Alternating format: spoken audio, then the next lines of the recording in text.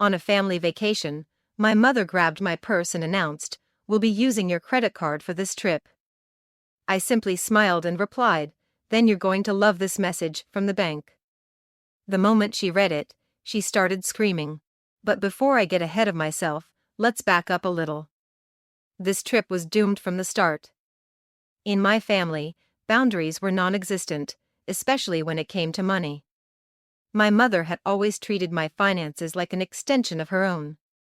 If she wanted it, she took it, no questions asked. She had mastered the art of emotional manipulation long before I was old enough to understand what it was. Saying no wasn't an option.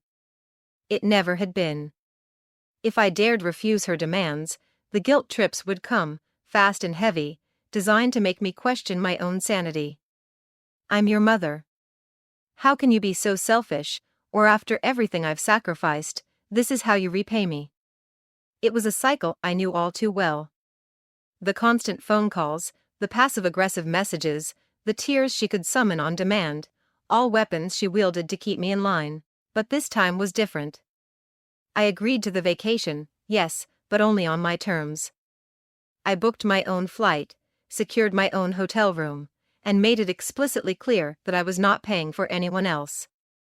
No shared accommodations, no lending money that would never be returned. I was coming, but I wasn't going to be their ATM. She hated that. She pouted, she complained, she even tried to guilt-trip me by suggesting that my refusal to share a room meant I didn't care about the family. I almost caved, almost. But I held firm, and eventually, she let it go. Or at least, I thought she did. I should have known better. Fast forward to the airport. We had just landed, and I was already exhausted, not from the flight but from the emotional armor I'd been wearing since I agreed to this trip. I had spent hours mentally preparing for whatever stunt my mother was planning to pull. I knew her too well to believe she'd really accepted my terms. As we made our way to baggage claim, she struck. In one swift, practiced motion, she snatched my purse out of my hands. It was so sudden, so calculated, that I didn't even react at first. She grinned at me, eyes gleaming with triumph. "We'll be using your credit card for this trip," she repeated, her voice sweet as honey but sharp as a knife. It was a command, not a request. And just like that, she assumed she had one. But this time, I was ready. I didn't flinch. I didn't argue. I just smiled wider, pulled out my phone, and opened my banking app. I watched her confidence waver as I turned the screen toward her. "Then you're going to love this message from the bank." Her eyes moved over the text, confusion twisting into shock. And then, it happened, she screamed. A raw, furious sound that drew stares from every direction. I stood there, watching her unravel, feeling nothing but cold satisfaction. I knew this moment was coming. I had been preparing for it for weeks. A month before the trip, I sat down and listed every manipulative tactic she'd ever used against me. Every instance of financial abuse, every guilt trip, every time she'd pressured me into giving her money under the guise of helping the family. I wrote it all down, and then I called my bank. The woman on the other end of the line listened patiently as I explained everything. I didn't sugarcoat it. I told her how my mother had used emotional manipulation to control me for years. How she'd demanded access to my money as if it were her own. How she'd never once respected my boundaries, even when I moved out and started my own life. The bank rep didn't judge. Instead, she offered solutions. Together, we set up a fortress around my finances. My card was locked to my location, meaning any charges made outside my immediate area would be flagged and declined unless I manually approved them. I set my daily spending limit to exactly $1, just in case she somehow got her hands on my card. I even put alerts on my account, so any suspicious activity would immediately trigger a notification on my phone. It was foolproof. And watching my mother's face contort in fury, I knew it was the best decision I'd ever made. She stared at my phone, fingers tightening around my purse, her knuckles turning white. "What did you do?" she hissed, her voice low and venomous. I shrugged, slipping my phone back into my pocket. "Bank security." They thought it was weird that I suddenly had all these charges from a place I hadn't been yet. I let the implication hang in the air. She knew exactly what I meant. Her face turned red, a vein throbbing at her temple. Fix it. Right now. Her voice was shrill, the demand of someone who wasn't used to hearing no. I looked her in the eye, my smile never wavering. No. For a split second, I saw something behind her eyes, panic. Real, unfiltered panic. And then it was gone, replaced by fury so intense it was almost palpable. She opened her mouth, ready to launch into one of her infamous tirades, but I was already walking away. I didn't look back. But I knew her too well to think this was over. This was just the beginning. I checked into my hotel room feeling a rare sense of victory. It was a small win, but it meant everything. For the first time in my life, I had said no to my mother without feeling guilty.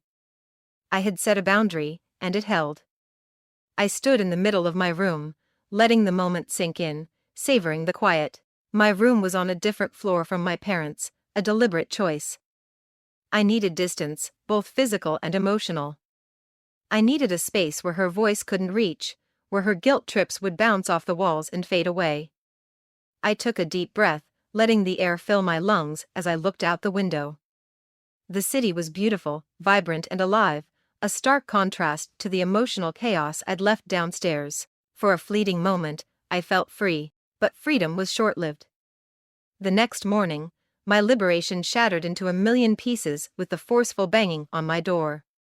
Not knocking, banging, like someone was trying to break it down. I bolted upright, heart pounding as the walls shook with each impact. The muffled voice outside was unmistakable. Open this door. Right now. I didn't need to look. I knew it was her. Only my mother could muster that level of fury so early in the morning. I hesitated, my body urging me to pretend I wasn't there. But that would only make it worse.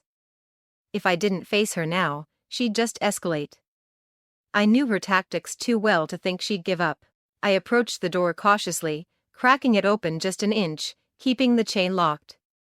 Her face appeared in the gap, wild and flushed, eyes blazing with rage. She thrust a crumpled piece of paper through the narrow opening, her fingers trembling with anger. The front desk says our card was declined. We can't check into our room. Fix it. Her voice was a low hiss, each word dripping with accusation. I stared at her, unblinking. You didn't prepay? I asked, feigning innocence. She scoffed, her expression twisting with impatience. Why would we? We were planning to use your card. Obviously. Her tone was so matter-of-fact, as if it were the most natural thing in the world. I felt a surge of anger rise in my chest, but I forced it down, keeping my face neutral. Sounds like a you problem. Her eyes widened, shock flashing across her face before contorting into fury.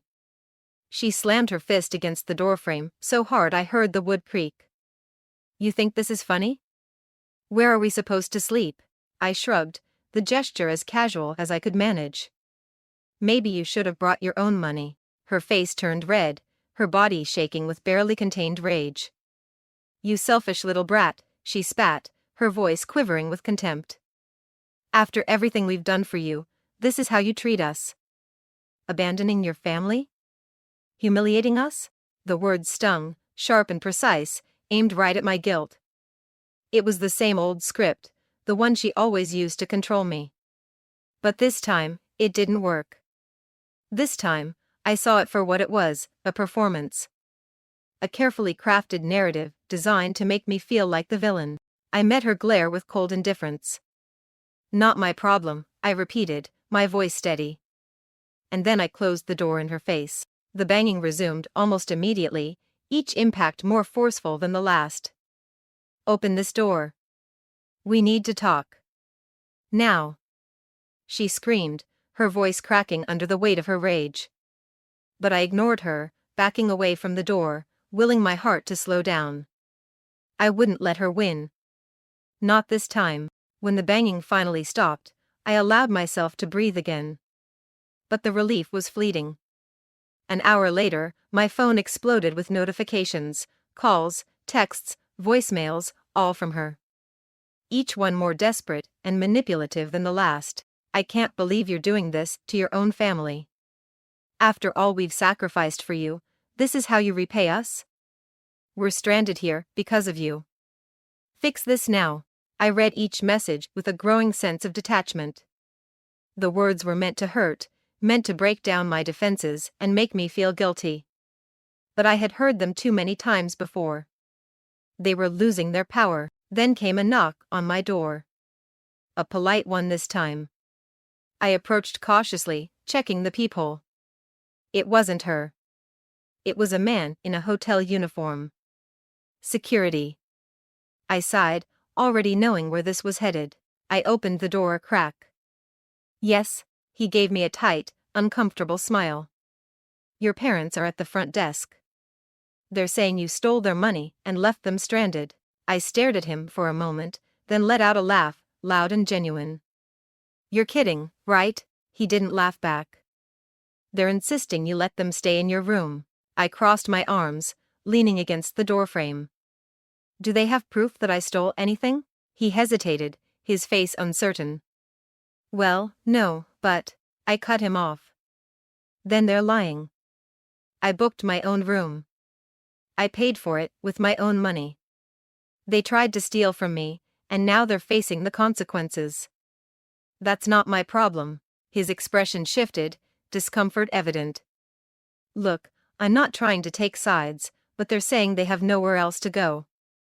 The hotel is fully booked. I raised an eyebrow, my voice cold and unyielding. Not my problem. Another voice cut in, sharp and authoritative. She's right. I looked over his shoulder and saw the hotel manager standing there, arms crossed, her gaze hard and unyielding.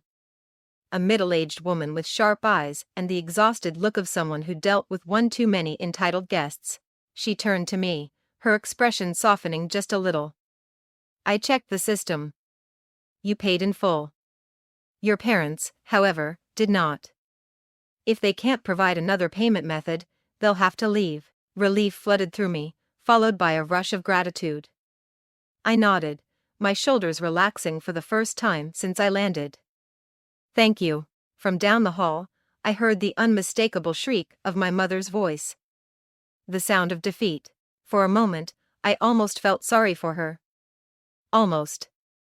But then I remembered all the times she had humiliated me, manipulated me, and made me feel like I was nothing more than her personal bank. I remembered the guilt, the shame, the constant feeling of never being good enough. No, I didn't feel sorry for her. Not at all, but I knew this wasn't over. Not by a long shot. My mother never lost. And she was just getting started.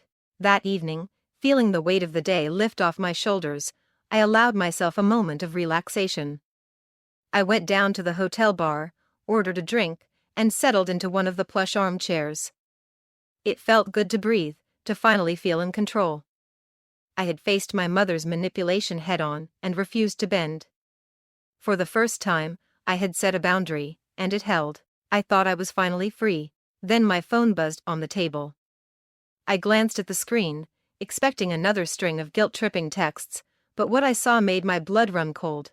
Attempted login from an unrecognized device. My heart skipped a beat. Before I could process it, another notification popped up, password reset requested. A sick feeling settled in my stomach.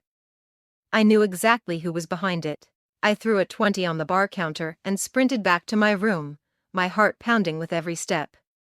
Once inside, I locked the door, my hands trembling as I pulled up my banking app. My worst fear was confirmed. Someone was actively trying to break into my account. My money. My independence. My life. The sick feeling gave way to white-hot anger. She was trying to take from me again, this time from behind a screen. I knew my mother was relentless, but this was a new low, even for her.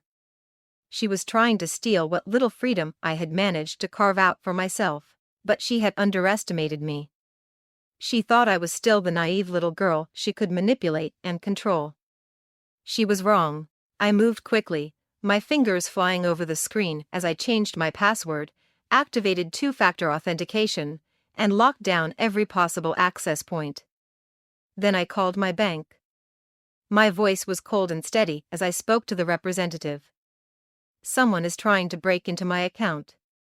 I want a fraud alert on everything. Lock every device. Even mine. The representative didn't ask questions. There was urgency in my voice that left no room for doubt.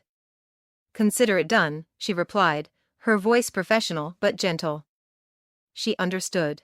I hung up and took a deep breath, my heart finally starting to slow. Then I sent my mother a text. "Nice try. Hope you enjoy the rest of your trip." I could almost see her face, the shock, the rage, the disbelief. She had thought she'd won. She thought she could force me back into my place, but I had turned the tables. I was in control now. And I wasn't giving it up. There was no reply. Not that I expected one, but the next morning, my phone rang. It was my father. I hesitated, my finger hovering over the screen. He never called unless my mother was behind it. I answered anyway, bracing myself. His voice was tired, weary. "She's saying you locked her out of the bank." There was accusation in his tone, the same old narrative he'd always believed, that she was the victim and I was the ungrateful daughter. I laughed, the sound cold and hollow. "No, I locked me out of the bank. She just happened to be trying to break in at the time." I let that hang in the air, daring him to challenge me. He sighed, the sound heavy with resignation. "You know how she gets."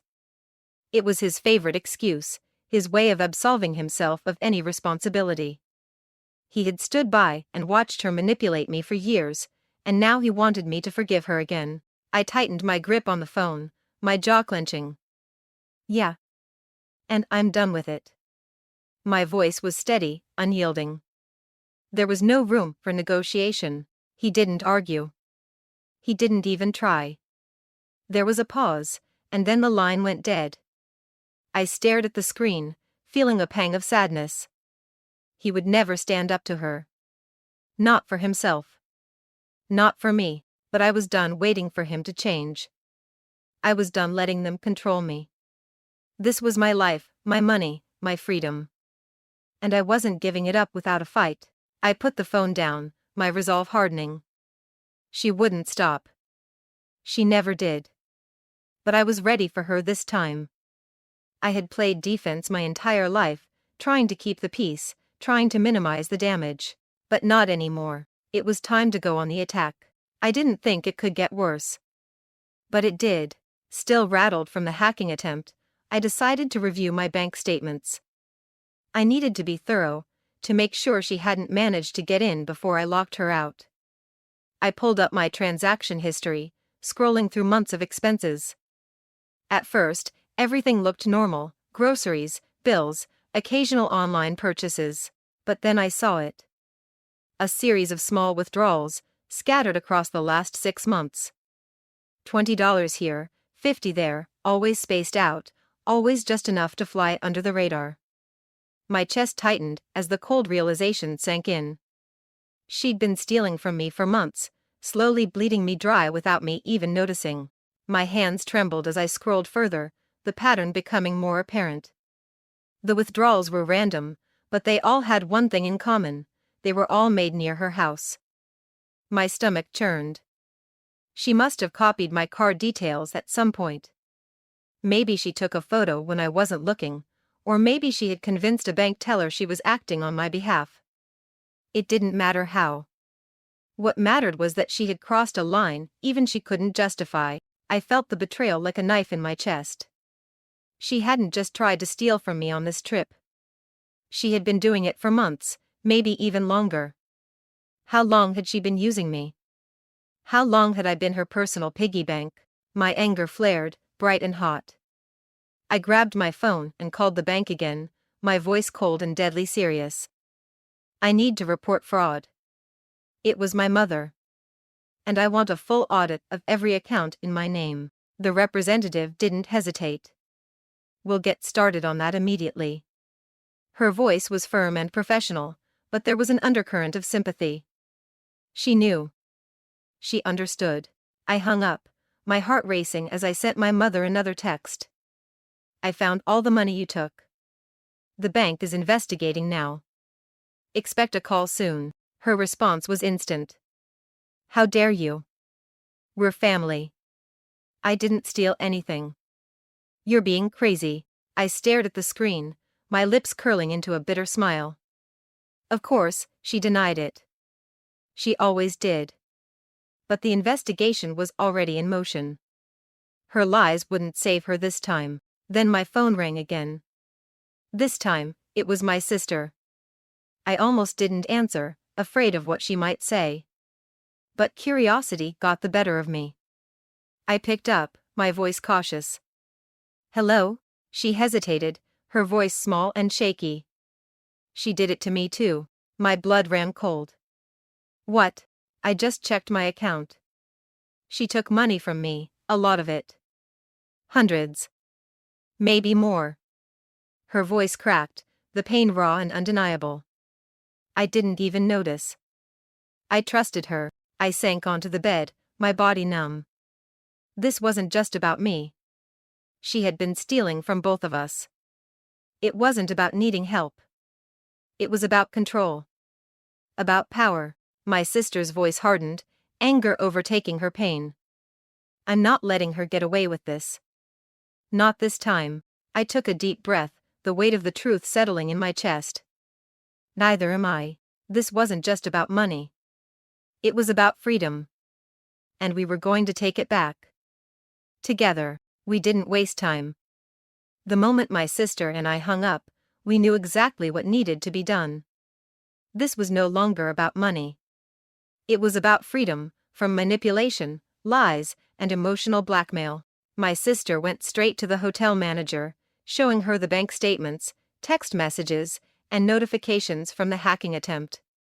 The manager's face darkened, her patience already worn thin by days of dealing with my mother's entitled behavior. Security found my mother at the pool, lounging as if nothing had happened, sipping a drink she had no way to pay for.